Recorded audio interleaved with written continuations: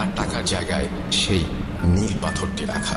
এই দৃশ্য দেখে আমি প্রচন্ড রকমের অবাক হয়ে যাই এবং পাথরটি কিভাবে আমার ড্রয়ারে ফিরে এলো এটি নিয়ে ভাবতে থাকি। কিন্তু আমার মাথায় কোনো কিছুই আসছিল না, কেননা পাথরটি আমি নিজে না নিয়ে এলে কোনোভাবেই এখানে আসার সম্ভাবনা নেই। তবুও আমার স্ত্রীকে ডেকে জিজ্ঞেস করি কেউ এসে পাথরটি দিয়ে গিয়েছিল কিনা। পরক্ষণেই আবার মনে পড়ে আমি তো কাউকেই আমার বাসার ঠিকানা দেয়নি, তাহলে এই পাথরটি কেউ এসে কিভাবে দিয়ে যাবে। এসব ভাবতে ভাবতে আমি আবার পাথরটি বিক্রি করতে আগের স্বর্ণের দোকানে যাই। স্বর্ণের দোকানে যাওয়া মাত্রই স্বর্ণকার এবং দোকানের অন্য লোকজন আমাকে একরকম বেঁধে ফেলে। আমি তাদের কাছে কারণ জিজ্ঞাসা করি। তারা বলে আমি নাকি গতকাল রাতের বেলা তাদের দোকানের সামনে গিয়ে স্বর্ণকারকে ফোন দেই এবং তাকে পাথরটি ফিরিয়ে দিতে বলি, এবং পাথর ফিরিয়ে না দিলে আমি নাকি দোকান ভাঙচুর করবো হুমকি দেই। স্বর্ণকার ওই রাতেই দ্রুত এসে আমাকে পাথরটি ফিরিয়ে দেওয়ার পর আমি নাকি তাকে 4,700 টাকা দেই। আর স্বর্ণকার বাকি 300 টাকা কোথায় জানতে চাইলে আমি নাকি স্বর্ণকারকে দুটো চর মেরে সেখান থেকে পাথরটা নিয়ে চলে আসি। স্বর্ণকারের কথা বিশ্বাস না করায় সে আমাকে তার দোকানের সিসিটিভি ফুটেজ দেখাতে চায়, আর আমিও রাজি হয়ে যাই। কিন্তু অবাক করা ব্যাপার হলো সেদিন রাতের কোনো ফুটেজই ক্যামেরায় ধরা পড়েনি। এরপর আমি স্বর্ণকারকে বুঝিয়ে শুনিয়ে পাথরটি আবার তাকে দিয়ে 4,700 টাকা নিয়ে বাসায় চলে আসি। বাসায় ফিরে আসার আগে আমি আবার সেই 300 টাকা খরচ করেছিলাম। ঘুমানোর আগে আমি টাকা ড্রয়ারে রেখে দিয়েছিলাম এবং সকালে উঠে আবারও পাথরটি নিয়ে আবার স্বর্ণকারের কাছে যাই। এবারে স্বর্ণকার আমাকে তার কয়েকজন লোক দিয়ে মারধর করতে শুরু করে। আমি তাকে মারধরের কারণ জিজ্ঞাসা করলে সে আমাকে বলে আমি গতকাল রাতেও আগের মতোই এসে তাকে ফোন দেই এবং পাথরটি ফেরত চাই। এবারে স্বর্ণকার তার সাথে আরো দুজন লোক নিয়ে আসে যেন আমি তাকে আর মারতে না পারি। কিন্তু এবারও নাকি আমি তাকে 4,400 টাকা ফেরত দিতে গেলে সে বাকি টাকাটা কোথায় জিজ্ঞেস করার পর আমি একাই স্বর্ণকার এবং তার সাথে থাকা 2 ব্যক্তিকে মেনে সেখান থেকে চলে আসি। এবারে আমি আর পাথরটি বিক্রি করিনি। পাথরটি পাওয়ার পর থেকেই আমি রাতের বেলা স্বপ্ন দেখতে শুরু করি, আর স্বপ্নের সেই ব্যক্তিটি আর কেউ না, তিনি হচ্ছেন অ্যাম্বুলেন্স চালক। আপনি আমার স্বপ্নে এসে পাথরটি ফেরত দিতে বলছেন। আমি মনের ভুল ভেবে বারবার এসব কিছু অগ্রাহ্য করে যাচ্ছিলাম, কিন্তু প্রতিদিনই আমি স্বপ্ন দেখি আপনি আমাকে বারবার পাথরটি ফেরত দিতে বলছেন। আপনি কেন আমার সাথে এরকম করছেন? কে আপনি? কি চান আমার কাছে? অ্যাম্বুলেন্স চালক ডোমের এই কথাগুলো শুনে কোনো অর্থই খুঁজে পাচ্ছিল না এবং সে নিজের দেখা স্বপ্নের কথাও ডোমকে জানায়। ডাক্তার তখন চুপচাপ দাঁড়িয়ে তাদের কথা শুনছিল। এবার সে বলতে শুরু করে ওই লাশের পোস্টমর্টম হওয়ার পর থেকে আমার সাথেও ছোটখাটো কিছু ঘটনা ঘটছে। যেদিন আমি লাশটার পোস্টমর্টম করি সেদিন থেকে আমি রাতের বেলা প্রায় সময় দেখতাম 16-17 বছর বয়সী একটি ছেলে যার হাতে অনামিকা আঙুলটি কাটা, এবং সে আমার বারান্দায় বসে কাঁদছে এবং আমার দিকে তাকিয়ে হাত এমনভাবে ইশারা করছে যেন সে আমাকে তার কাছে ডাকছে কিছু বলবার জন্য। আমি মনের ভুল ভেবে অন্যদিকে মনোনিবেশ করার পরেও তাকে বারবার দেখতে পাচ্ছিলাম। সে আমাকে বলে মর্গ থেকে নাকি তার একটি জিনিস হারিয়ে গিয়েছে এবং সেটি এই হাসপাতালের সাথে জড়িত কারো কাছেই আছে। সে কান্না করতে থাকে এবং আমাকে তার জিনিসটি খুঁজে দেওয়ার জন্য অনুরোধ করতে থাকে।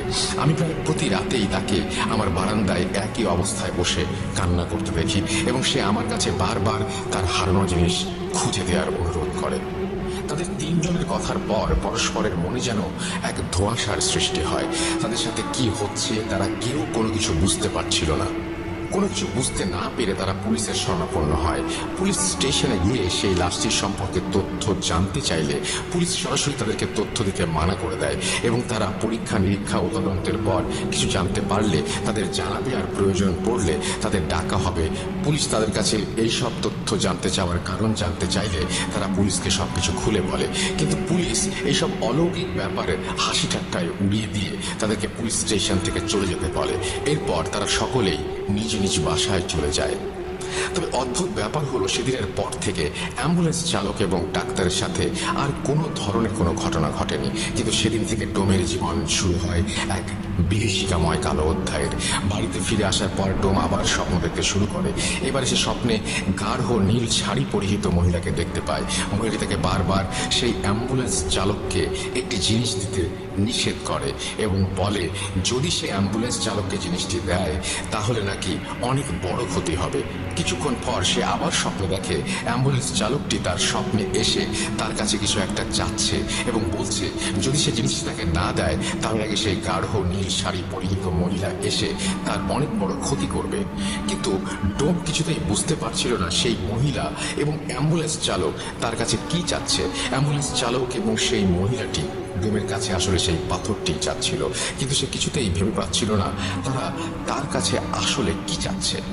ডোম কেন সেই পাথরটির কথা মনে করতে পারছিল না সেই বিষয়ে আমি কিছুক্ষণ পরেই আসছি। এরপর থেকে ডোম প্রতিদিনই একই স্বপ্ন দেখতে থাকে। নীল শাড়ি পরিহিত মহিলা বারবার তাকে এসে সাবধান করে দিচ্ছিল এবং তার কাছে জিনিসটি চাচ্ছিল, আর এটাও বলছিল জিনিসটা তাকে না দিলে সে তার অনেক বড় ক্ষতি করবে। এর কিছুদিন পর বাইরে থেকে বাজার করে ফিরে আসার সময় একটি রোড অ্যাক্সিডেন্টে ডোমের স্ত্রী মারা যায়। ডোম তখন বুঝতে পারে তার কাছে যে জিনিসটি চাওয়া হচ্ছিল তা না দেওয়ার জন্যই হয়তো নীল শাড়ি পরিহিত মহিলা তার স্ত্রীকে মেরে ফেলেছে। ডোমের স্ত্রী মারা যাওয়ার পর তার স্ত্রীর জানাজা পড়িয়ে দাফন করা হয়। কিছুদিন পর ডোমের স্ত্রীর কুলখানিক দিন রাতে স্বপ্নে দেখে সেই শাড়ি পরিহিত মহিলাটি তার কাছে এসে জিনিসটি চাচ্ছে এবং বলছে এখনো সময় আছে, জিনিসটা আমাকে দিয়ে দে। অ্যাম্বুলেন্স চালককে ভুলে ওই জিনিস দিবি না, জিনিসটা তুই আমায় দে। আর যদি তুই আমাকে জিনিসটা না দিস তাহলে তোর মেয়েকে হারাতে হবে, আমি চাইলে তোকেও মেরে ফেলতে পারি। এই স্বপ্ন দেখে ভয়ে ডোমের ঘুম ভেঙে যায় এবং সে ভাবে তার মেয়ের যেন কোনো ক্ষতি না হয়, তাই সে আর মর্গের কাজে যাবে না। এরপর সে সারাদিন বাসায় নিজের মেয়ের সাথে থাকতে শুরু করে। কিন্তু কিছুদিন পর কোনো এক দরকারে ডোম তার মেয়েকে নিয়ে বাসা থেকে বের হয়। দরকার শেষে মেয়ের সাথে কথা বলতে বলতে যখন বাসায় ফিরছিল তখন হুট করেই যে স্থানে ডোমের স্ত্রীর অ্যাক্সিডেন্ট করে মারা গিয়েছিল সেই একই স্থানে আসার পর সে তার মেয়ের কোনো একটা আওয়াজ শুনতে না পেয়ে যখন পেছন ফিরে তাকায় তখন সে দেখে তার মেয়েও সেই একই জায়গায় রোড অ্যাক্সিডেন্ট করেছে এবং সাথে সাথে সেখানেই মারা গিয়েছে। এই দৃশ্য দেখে সে হতবাক হয়ে যায়, তার মাথা একেবারেই যেন কাজ করা বন্ধ করে দেয়। বুকের ভেতরে চাপা কষ্ট নিয়ে ডোম তার মেয়েকে দাফন করে বাসায় ফিরে আসে। সেদিন রাতে এসে সেই নীল শাড়ি পরিহিত মহিলাটিকে স্বপ্ন দেখে ডোম। মহিলা তাকে বলে তোকে বারবার সাবধান করেছিলাম আর বলেছিলাম আমাকে জিনিসটা দিয়ে দে, কিন্তু জিনিসটা দিচ্ছিস না। আবারও বলছি আমাকে জিনিসটা দিয়ে দে, তোর স্ত্রী সন্তানকে মারতে পারলে আমি তোকেও মারতে পারি, কথাটা মাথায় রাখিস। তোর পরিবার তো শেষ হয়েই গিয়েছে, কিন্তু তুই মারা গেলে তো সবই শেষ। আমি চাইলে তোকে মারতে পারি, কিন্তু তোকে আমি মারছি না, কারণ আমার দরকারি জিনিসটা তোর কাছেই আছে। বাঁচতে চাইলে জিনিসটা আমাকে দে, আর খবরদার জিনিসটা অ্যাম্বুলেন্স চালককে দিবি না। ডোমের এই স্বপ্ন দেখা শেষ হওয়ার সাথে সাথেই সে আবার স্বপ্নে অ্যাম্বুলেন্স চালককে দেখতে পায়। অ্যাম্বুলেন্স চালক তাকে বলে জিনিসটা দয়া করে আমাকে দিয়ে দিন, আপনার পরিবারের দুজন সদস্য ইতোমধ্যে মারা গেছে, আপনি যদি বাঁচতে চান তাহলে জিনিসটা আমাকে দিয়ে দিন দয়া করে, সেই মহিলা আপনাকেও মেরে ফেলবে। কিন্তু ডোম কিছুতেই বুঝতে পারছিল না তার স্বপ্নে দেখা দুজন ব্যক্তি তার কাছে কি চাচ্ছে আর সে কিভাবেই বা সেই জিনিস তাদেরকে দেবে। এসব চিন্তা তাকে প্রায় পাগল করে ফেলে। তাই সে একদিন তার বন্ধুর কাছে তার সাথে ঘটে যাওয়া ঘটনাগুলো শেয়ার করে। ডোমের বন্ধু তার কথা শুনে এক হুজুরের সাথে দেখা করার পরামর্শ দেয় এবং বলে তার নাকি একজন পরিচিত হুজুর আছে, সে চাইলে নাকি তার বন্ধু তার সাথে দেখা করিয়ে দেবে। ডোম তার বন্ধুকে সেই হুজুরের সাথে দেখা করিয়ে দেওয়ার কথা বলে, কেননা সে এসব আর সহ্য করতে পারছিল না। পরের দিন সকালে ডোমের বন্ধু তাকে ফোন দিয়ে বলেন তার এলাকার মসজিদের ইমামের সাথে তিনি কথা বলেছেন এবং ইমাম সাহেব ডোমের সাথে বিকেলে দেখা করতে চেয়েছেন। বিকেলের দিকে ডোম একটু ঘুমিয়ে পড়ে এবং স্বপ্নে সেই মহিলা তার সামনে হাজির হয় এবং তাকে বলে না না না, ভুলেও এই কাজ করিস না, ওই হুজুর তোর কোনো উপকার করতে পারবে না, বাঁচতে চাইলে জিনিসটা আমাকে দে, আর এই হুজুরের সাথে দেখা করতে যাস না, কোনো লাভ নেই। স্বপ্ন দেখে ভয়ে ডোমের ঘুম ভেঙে যায়। সে ভাবে যত দ্রুত সম্ভব তার হুজুরের সাথে দেখা করা উচিত। এই ভেবে ডোম খুব দ্রুত বাসা থেকে বের হয় হুজুরের কাছে যাওয়ার উদ্দেশ্যে। কিন্তু রাস্তায় যেখানে তার স্ত্রী এবং মেয়ের ওর অ্যাক্সিডেন্ট করে মারা গিয়েছিল সেখানে কাকতালীয়ভাবে তার সাথেও একটি দুর্ঘটনা ঘটে এবং সে পায়ের হাঁটুর নিচ থেকে পুরো অংশ চিরকালের জন্য হারিয়ে ফেলে।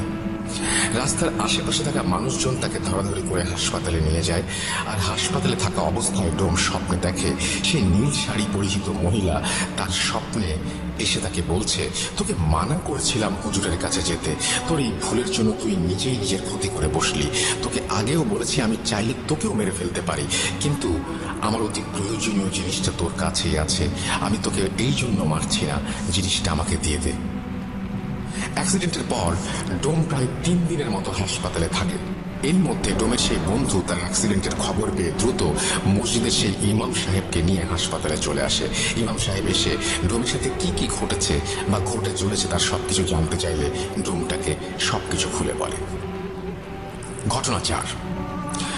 ডোমের কাছ থেকে সবটা শোনার পর ইমাম সাহেব তাকে সান্ত্বনা দিয়ে সাময়িক সময়ের জন্য বাইরে বেরিয়ে আসেন। কিছুক্ষণ পরে তিনি ভেতরে গিয়ে যা বলেন তা শুনে সবাই প্রায় বাকরুদ্ধ হয়ে যায়। তিনি ডোমের বন্ধুকে ডেকে বলেন, আপনার বন্ধুকে কালো জাদু করা হয়েছে। শুধু তাই নয়, এই মুহূর্তে তার অবস্থাও খুব একটা ভালো নয়, যতটা তাড়াতাড়ি সম্ভব তার চিকিৎসার ব্যবস্থা করতে হবে। এরপর তিনি ডোমের কাছে গিয়ে বলেন, আপনার বাড়িতে কোনো পাথর আছে, নীল রঙের পাথর? ইমাম সাহেবের এই প্রশ্ন শুনে ডোম রীতিমতো হকচকিয়ে যান, কারণ ঘটনাগুলো বিস্তারিতভাবে বললেও তিনি ইমাম সাহেবকে নীল পাথরের কথাটি বলেননি। তাহলে তিনি পাথরটির ব্যাপারে কিভাবে জানলেন?